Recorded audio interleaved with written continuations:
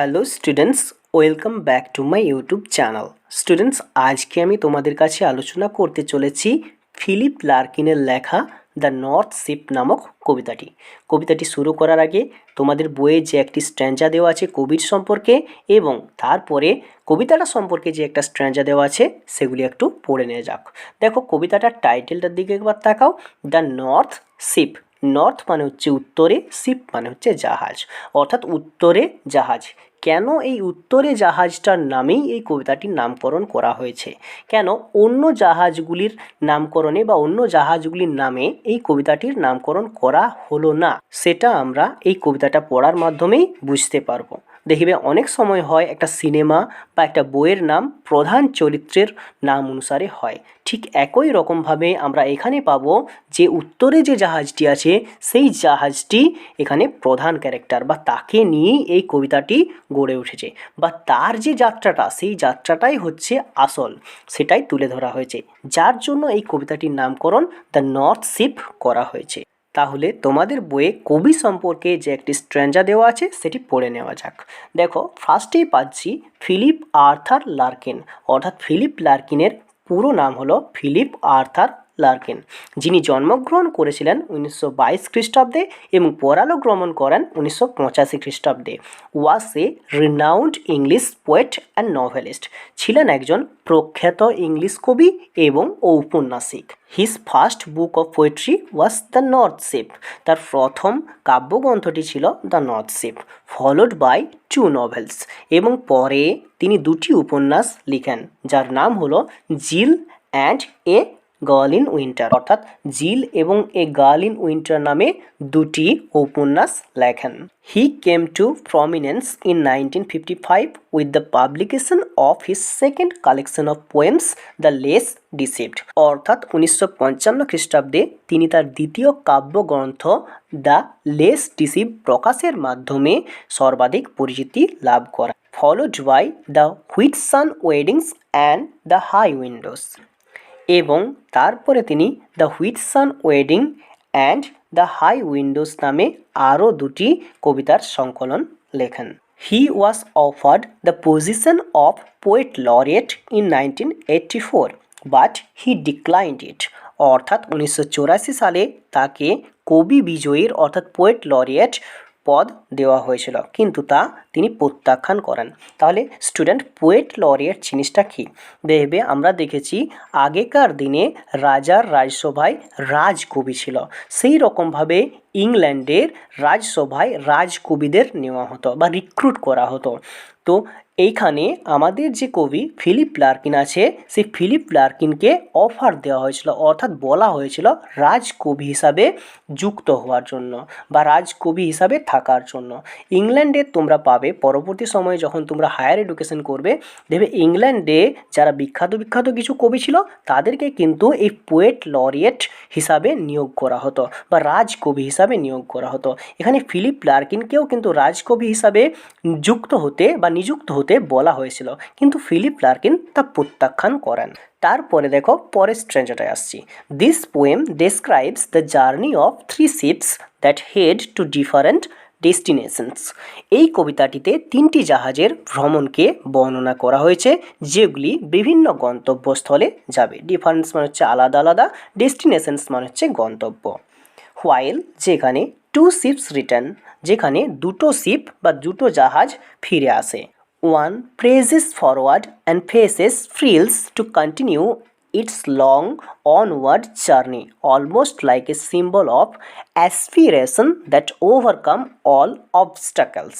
দেখো এখানে কি বলতে চেয়েছে, এখানে একটি জাহাজ প্রেসেস মানে হচ্ছে চাপা বা এগিয়ে চলা, ফরওয়ার্ড মানে হচ্ছে সামনের দিকে, ফ্রেসেস মানে হচ্ছে সম্মুখীন, ফ্রিলস মানে হচ্ছে বিপদ, কন্টিনিউড মানে হচ্ছে চালিয়ে যাওয়া, অনওয়ার্ড মানে হচ্ছে সামনে, জার্নি মানে হচ্ছে যাত্রা। তাহলে দেখো এখানে কি বলতে চেয়েছে, বলছে একটি জাহাজ প্রচণ্ড বেগে সামনের দিকে এগিয়ে যায় এবং বিপদের মুখোমুখি হয় দীর্ঘতর সম্মুখ যাত্রা চালিয়ে যাওয়ার জন্য। Almost like a symbol of aspirations, দেখো এটা কিসের একটা প্রতীক হিসাবে কাজ করছে না, আকাঙ্ক্ষার প্রতীক বা শ্বাসাঘাতের প্রতীক। দ্যাট ওভারকামস অল অবস্টাকেল, এবং যেটা কি করছে সমস্ত বাধা বিপত্তিকে অতিক্রম করছে। তাহলে দেখো কবিতাটা পড়লে আমরা আরও ভালো করে বুঝতে পারবো যে তৃতীয় যে শিপসটা সেটা কিভাবে সমস্ত বাধা বিপত্তি অতিক্রম করে তার আকাঙ্ক্ষার যে স্থানে বা তার মনের ইচ্ছা যে স্থানকে যেতে চাই সেই স্থানে পৌঁছাচ্ছে সেটা আমরা বুঝতে পারবো। So let's start. আর স্টুডেন্ট বলে রাখি, এখানে যে তিনটা শিপ আছে, তিনটা শিপ কিন্তু তিনটা মানুষকে রিপ্রেজেন্ট করছে, অর্থাৎ 3 টাইপস অফ পিপলকে রিপ্রেজেন্ট করছে। আমাদের সোসাইটিতে অর্থাৎ আমাদের সমাজে বিভিন্ন রকমের ব্যক্তি রয়েছে। এই তিনটে জাহাজ তিনটে ব্যক্তিকে কিন্তু রিপ্রেজেন্ট করছে। আমরা একটু পড়ি বা এই কবিতাটা পড়ার মাধ্যমে আমরা বুঝতে পারবো কিভাবে তিনটে জাহাজ তিনটে মানুষকে রিপ্রেজেন্ট করছে আমাদের সমাজের। দেখুন, I saw 3 ships go sailing by। বলছে আমি দেখলাম 3 ships, তিনটে জাহাজ go sailing by। সেলিং মানে হচ্ছে পাড়ি দেওয়া, অর্থাৎ তিনটি জাহাজ চলাচল করছে বা পাড়ি দেওয়ার জন্য প্রস্তুত করা হয়েছে। ওভার দ্য সি অর্থাৎ সমুদ্রের ওপর দিয়ে, দ্য লিফটিং সি, লিফটিং বলতে এখানে উত্তাল বা ফুলকো, অর্থাৎ উত্তাল ফুলকো সমুদ্রের উপর দিয়ে এই তিনটে জাহাজ পাড়ি দেবে। And the wind rose in the morning sky, সকালবেলার আকাশে বাতাস কি হচ্ছে মৃদুভাবে প্রবাহিত হচ্ছে। দেখবে সকালবেলায় আমরা দেখতে পাই সকালবেলা হলে কি হয় না বাতাসটা আস্তে আস্তে আস্তে আস্তে মৃদুভাবে প্রবাহিত হয়। এটা পরিবেশের উপর নির্ভর করে। কবি যেটা দেখছে সেটা কিন্তু এখানে বর্ণনা করছে। তাহলে কবি কি দেখছে সকালবেলায় ওঠার পরে যে তিনটে জাহাজ যেগুলি যাত্রার জন্য তৈরি করা হয়েছে সমুদ্রের উপরে তারা দাঁড়িয়ে রয়েছে এবং সকালের আকাশকে কবি দেখছে মৃদু বাতাস বইছে সকালের আকাশে বা পরিবেশে। তারপরে দেখো কি বলা আছে, অ্যান্ড এবং ওয়ান ওয়াজ রিচড, এবং একজনকে কি করা হয়েছে একজনকে সুসজ্জিত করা হয়েছে for a long journey. Long journey বলতে দীর্ঘযাত্রা, রিচড বলতে এখানে ডেকোরেটেড অর্থাৎ সুসজ্জিত করা। একজনকে সুসজ্জিত করা হয়েছে দীর্ঘ যাত্রার জন্য। আমরা অনেক সময় দেখে থাকি জাহাজ কিন্তু বহু দূর যাত্রা করে, তাহলে এখানে তিনটে জাহাজের কথা আমরা পেলাম। একটা জাহাজকে কি বলছে না সুসজ্জিত করা হয়েছে বিরাট বা অনেক দূর যাওয়ার জন্য। তাহলে কোন জাহাজটা দেখো একটু পরেই আমরা পাবো। এটাই হচ্ছে তৃতীয় জাহাজ যেটাকে সুসজ্জিত করা হয়েছে বা ডেকোরেট করা হয়েছে একটা দীর্ঘ যাত্রার জন্য। তারপরে দেখো কি পাচ্ছে, the first ship turn towards the West, প্রথম যে জাহাজটি সেটি পশ্চিমমুখী হয়ে যাত্রা করলো। অর্থাৎ প্রথম জাহাজটির কথা আমরা পাচ্ছি, সেই জাহাজটা কি করছে না পশ্চিম দিকে মুখটি করে সে যাত্রাটা শুরু করলো। অর্থাৎ এই জাহাজটা কোন দিকে যাবে পশ্চিম দিকে যাবে। তারপরে দেখো, over the sea the running sea, চলমান সমুদ্র, অর্থাৎ সমুদ্রের উপরে এক চলমান সমুদ্রে। অর্থাৎ সমুদ্রের উপরে বলতে কি এই যে পশ্চিমী যে জাহাজটা সেটা সমুদ্রের উপরেই চলবে, জাহাজ তো সমুদ্রের উপরেই চলে, এবং চলমান সমুদ্রে দেখবে সমুদ্রের জলটা কিন্তু কখনো স্থির থাকে না, সমুদ্রের জল কিন্তু উথাল পাথাল করেই। তার জন্য এখানে কবি তার মনের কল্পনার দ্বারা বলতে চেয়েছে এই চলমান সমুদ্রে যে শিপটি আছে বা প্রথম জাহাজটি আছে সে পাড়ি দেবে। তারপরের লাইনে দেখো কি বলা আছে, অ্যান্ড এবং বাই দ্য উইন্ড অর্থাৎ বাতাসের দ্বারা ওয়াস অল পোজেসড, পোজেসড মানে নিয়ন্ত্রণ বা বস, অর্থাৎ তোমরা দেখবে পাবে কেউ কারুকে বস করলে অর্থাৎ বাতাসটাকে এই জাহাজটি বস করে নিয়েছিল বলতে পারো। এবং বাতাসের দ্বারা আচ্ছন্ন হলো সব কিছু, এখানে পোজেসড মানে আচ্ছন্ন করতে পারো, কারণ বাতাস কি করছে এই জাহাজটি যে যাত্রাপথ আছে তার যাত্রাপথে বাধা বিপত্তি না এনে এই জাহাজটিকে সাহায্য করছে তার গন্তব্যস্থলে পৌঁছানোর জন্য। তাহলে স্টুডেন্ট আমরা জানি আগেকার কিন্তু জাহাজে কি করতো না আগেকার জাহাজে কোনো মোটর সিস্টেম ছিল না, আগেকার জাহাজে বাতাসই প্রবাহিত করতো। যদি জাহাজটার বিপরীত দিকে বাতাসটা প্রবাহিত হতো তাহলে কিন্তু সেখানকার যে চালক আছে যে ক্যাপ্টেন আছে তাদের পক্ষে কিন্তু একটা গুরুতর বাধা বিপত্তির সম্মুখীন হতে হতো। তাহলে এই জাহাজটা কি করছে না বাতাসকে সাহায্য করেছে পশ্চিম দিকে প্রবাহিত বা পশ্চিম দিকে যাওয়ার জন্য। অর্থাৎ আমরা বলতে পারি বাতাসটাও কিন্তু পশ্চিম দিকে প্রবাহিত হচ্ছিল, যার জন্য এই জাহাজটা পশ্চিম দিকে যেতে কোনো বাধা বিপত্তির সম্মুখীন হয়নি, যাতে সে সাহায্যই পেয়েছে। তারপরে দেখো কি বলা আছে, অ্যান্ড এবং ক্যারিড, ক্যারিড মানে হচ্ছে বহন করে নিয়ে যাওয়া, অর্থাৎ বাতাস নিয়ে গেল, কাকে নিয়ে গেল, এই জাহাজটাকে, to a rich country. Rich country মানে হচ্ছে একটা অর্থশালী দেশে, অর্থাৎ বাতাস এই জাহাজটাকে একটা অর্থশালী দেশে পৌঁছে দিল। তারপরে দেখো সেকেন্ড শিপটার পরিচয় পাচ্ছি, the second turn towards the east, অর্থাৎ দ্বিতীয় যে জাহাজটা, সেই জাহাজটা পূর্ব দিকে রওনা দিল। তাহলে স্বাভাবিকভাবেই আমরা যখনই পাচ্ছি পশ্চিম দিকে বাতাসটা প্রবাহিত হচ্ছিল, যার জন্য পশ্চিম দিকের জাহাজটা যেতে কোনো বাধা বিপত্তির সম্মুখীন হয়নি, অর্থাৎ তার কিন্তু ভালো হয়েছিল পশ্চিম দিকে যাওয়ার জন্য, বা সে সুবিধা পেয়েছিল বাতাসটার দ্বারা।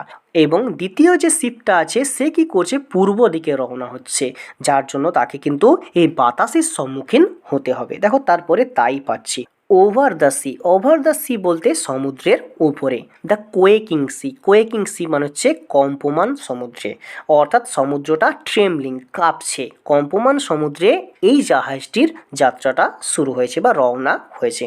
অ্যান্ড এবং দ্য উইন্ড, অর্থাৎ কি বাতাস, haunted it like a beast, অর্থাৎ বাতাস একে তাড়া করছে লাইক এ বিস্ট, পশুর মতো। তাহলে দেখবে আমরা কিন্তু এখানে একটা ইমেজ পাচ্ছি, অর্থাৎ এটাকে সিমিলি বলা হয়। এখানে বিস্ট পশুর সঙ্গে তুলনা করা হয়েছে। একটা পশু যখন কোনো কিছু শিকার করে, তখন শিকার করবার সময় তাকে কি করে, একটু ছুটিয়ে নেয় বা একটু দৌড়িয়ে নেয়। তাহলে সেই রকম একইভাবে এই বাতাস কী করছে, এই জাহাজটাকে জন্তুর মতো তাড়াতে শুরু করলো, অর্থাৎ বাতাস যত সামনের দিকে এই জাহাজটা আগাতে চাইছে, পূর্ব দিকে এগিয়ে যেতে চাইছে, বাতাস কী করছে, তাকে পশ্চিম দিকে কিন্তু ঠেলে নিয়ে চলে যাচ্ছে, অর্থাৎ পিছন দিকে নিয়ে চলে যাচ্ছে, যার জন্য এখানে তাকে পশুর সঙ্গে তুলনা করা হয়েছে। পশুর মতো বাতাস তাড়না করছে এই জাহাজটিকে। Then to anchor in captivity, to anchor বলতে এখানে নোঙর করা, ক্যাপটিভিটি মানে হচ্ছে বন্দিদশা, যার ইংলিশ নিয়ারেস্ট মিনিং হবে ইমপ্রিজনমেন্ট। দেখো এখানে কি হচ্ছে, এই জাহাজটি নোঙর এবং বন্দিদশায় পরিণত হলো। তাহলে জাহাজটা যেতে চাইছে পূর্ব দিকে, কিন্তু তাকে পশ্চিম দিকে ঠেলে নিয়ে চলে যাচ্ছে, যার জন্য জাহাজটি কিন্তু পূর্ব দিকে যেতে পারছে না, তার গন্তব্যস্থলে সে যেতে পারছে না, যার জন্য জাহাজটা একটা জায়গাতেই দাঁড়িয়ে আছে।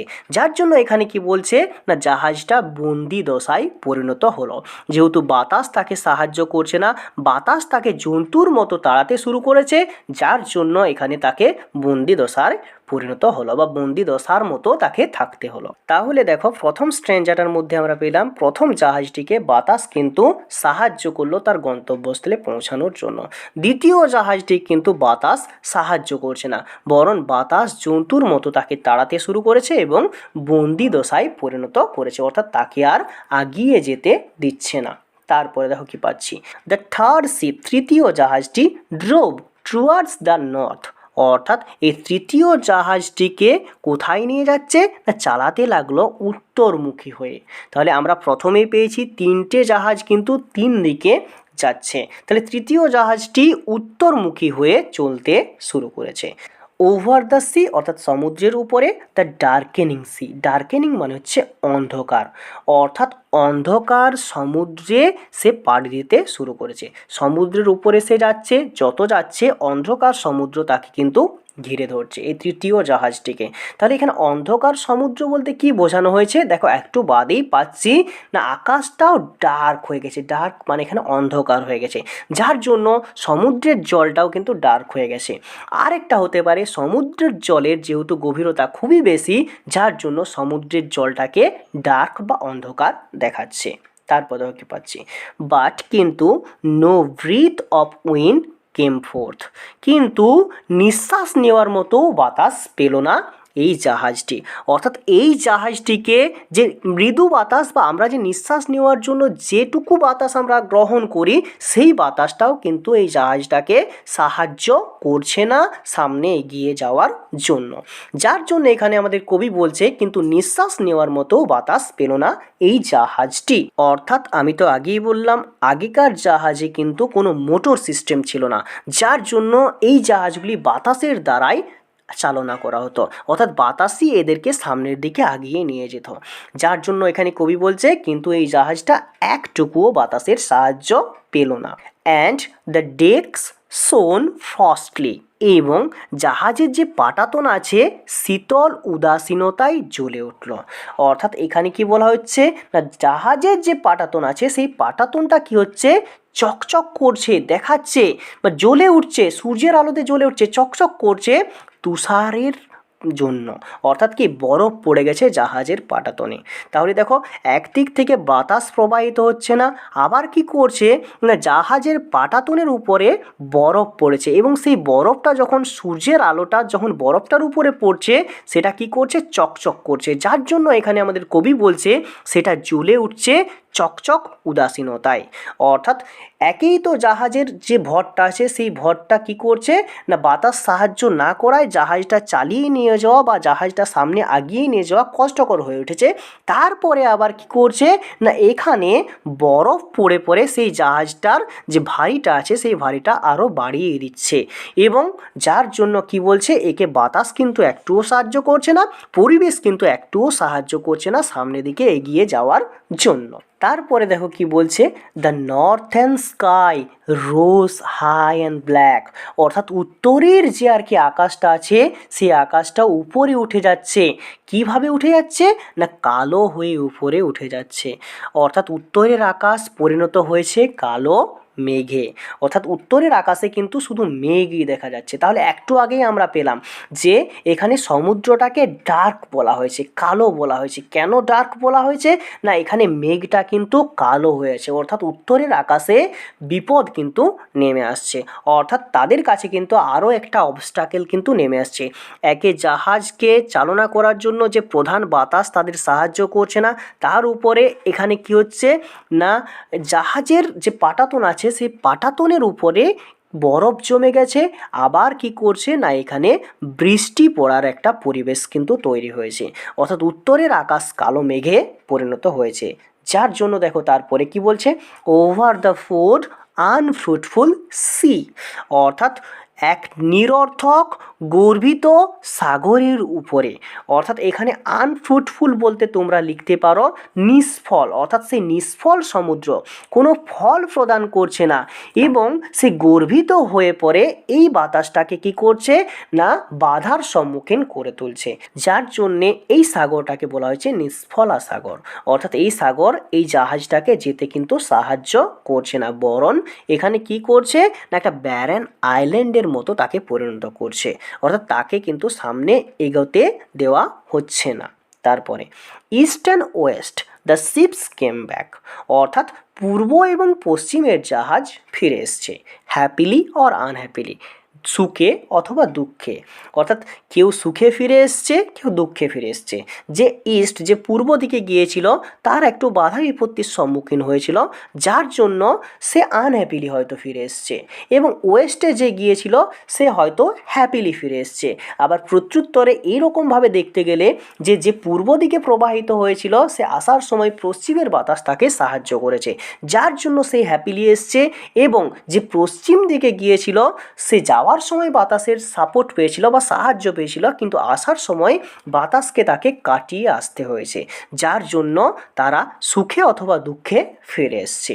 But the third went wide and far, কিন্তু তৃতীয় জাহাজটি চলে গেছে অনেক দূরে। অর্থাৎ কি ফার বলতে বহু দূরে, ওয়াইড বলতে এখানে বিশাল, অর্থাৎ বিশাল একটা দূরে বা বহু দূরে সে চলে গিয়েছে। ইনটু অ্যান আনফরগিভিং সি, অর্থাৎ কোথায় গেছে না কোনো এক নির্মম সমুদ্রে। আনফরগিভিং বলতে নির্মম বা হচ্ছে মার্সিলেস, অর্থাৎ নির্দয় সমুদ্রের মধ্যে সে কিন্তু চলে গিয়েছে। দেন আন্ডার এ ফায়ার স্পেলিং স্টার অর্থাৎ আগুন ছড়ানো তারার নিচে। তাহলে তারাদেরকে এখানে আগুন ছড়ানো হিসাবে তুলনা করা হয়েছে। আর এখানে দেখো কি বলছে না, সেই তারাদের নিচে আগুন ছড়ানো যে তারারা আছে তাদের নিচে এই জাহাজটা কিন্তু যেতে থাকছে, অর্থাৎ নির্দয় সমুদ্রের বুকে বা বক্ষে এই জাহাজ ভেসে চলেছে এবং তার মাথার উপরে কি রয়েছে না আগুন ঝরানো তারারা।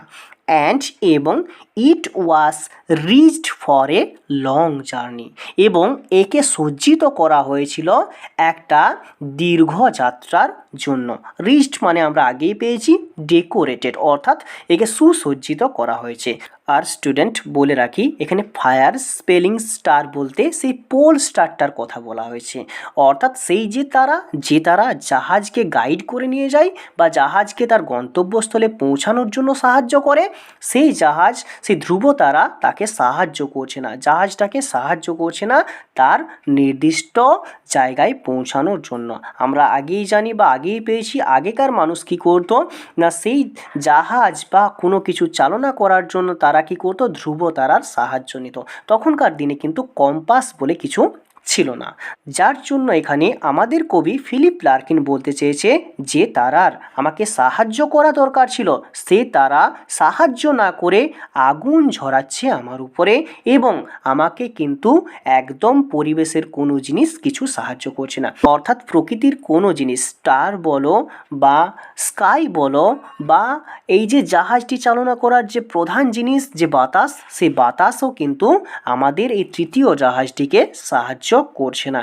এই তৃতীয় জাহাজটি নিজের দৃঢ় ইচ্ছাশক্তির দ্বারা সে কিন্তু সামনের দিকে এগিয়ে চলছে। কারণ কি, তাকে সজ্জিত করা হয়েছে, তাকে ডেকোরেট করা হয়েছে একটা লং জার্নি অর দীর্ঘ যাত্রার জন্য। তাহলে স্টুডেন্ট, এটা তো কবিতার যে আউটার মিনিং, সে আউটার মিনিংটা হলো, তাহলে কবিতার ইনার মিনিংও কিন্তু একটা রয়েছে। তাহলে স্টুডেন্ট, আমি তোমাদেরকে প্রথমেই বলেছি এই তিনটে জাহাজ আমাদের সমাজে তিন ধরনের মানুষকে তুলে ধরছে। আমাদের সমাজে বিভিন্ন ধরনের মানুষ আছে, সেই রকমভাবে এই তিনটে জাহাজ আমাদের সমাজে তিন ধরনের মানুষকে তুলে ধরছে। দেখো এখানে আমরা কিছু লাইন বলেছি, দেখো কি বলা আছে, Philip Larkin's poem the north Ship is about a journey of life. অর্থাৎ ফিলিপ লার্কিনের কবিতা দ্য নর্থ শিপ বলে যে কবিতাটি রয়েছে, এটা জীবনের একটা যাত্রা সম্পর্কে বলা হয়েছে। Life is a continuous journey and it is a kind of endless journey battling all the obstacles in road। অর্থাৎ আমাদের জীবনটা হচ্ছে একটা কন্টিনিউয়াস জার্নি, অর্থাৎ চলমান, চলতেই থাকবে। আমরা যতদিন বাঁচবো ততদিন আমাদের জীবনে বাধা বিপত্তি কিন্তু আসবেই, তবুও কিন্তু আমাদেরকে চলতে হবে। ঠিক একই রকমভাবে তৃতীয় যে জাহাজটি আছে, সেই তৃতীয় জাহাজটির সামনে অনেক বাধা বিপত্তি আসছে, কিন্তু তৃতীয় জাহাজটিকে তার গন্তব্যস্থলে পৌঁছানোর জন্য কিন্তু চলতেই হচ্ছে। তারপর দেখো কি বলছি, and it is a kind of endless journey, এবং যতদিন না আমরা মৃত্যুর কবলে পড়ছি ততদিন পর্যন্ত কিন্তু আমাদেরকে চলতে হবে, যার জন্য এটাকে বলা হয়েছে না কাইন্ড অফ এন্ডলেস জার্নি, অর্থাৎ যার কোনো শেষ নেই, অর্থাৎ যে যাত্রাটার কোনো শেষ নেই। আবার প্রত্যুত্তরে বলতে পারি এই জাহাজটার জার্নিটা হচ্ছে এন্ডলেস জার্নি। এই জাহাজটাকে একটা লং জার্নির জন্য করা হয়েছে, যতদিন না এই জাহাজটা ধ্বংস হয়ে যাচ্ছে ততদিন কিন্তু সে চলতেই থাকবে। ব্যাটেলিং অল অবস্টাকেলস ইন রোড, অর্থাৎ তার রাস্তায় যত সমস্ত বাধা বিপত্তি আসছে সে কিন্তু সেই বাধা বিপত্তি কাটিয়ে সামনের দিকে এগিয়ে যাচ্ছে। আমাদের মানব জীবনেও দেখবে অনেক বাধা বিপত্তি আসে, আমরা প্রতি পদে পদে কিন্তু আমাদের বাধা বিপত্তি পাই, কিন্তু সেগুলি কাটিয়ে আমরা সামনের দিকে এগিয়ে যাই। ঠিক একই রকমভাবে এই জাহাজটিও কিন্তু সমস্ত বাধা বিপত্তি কাটিয়ে সামনের দিকে এগিয়ে যাচ্ছে।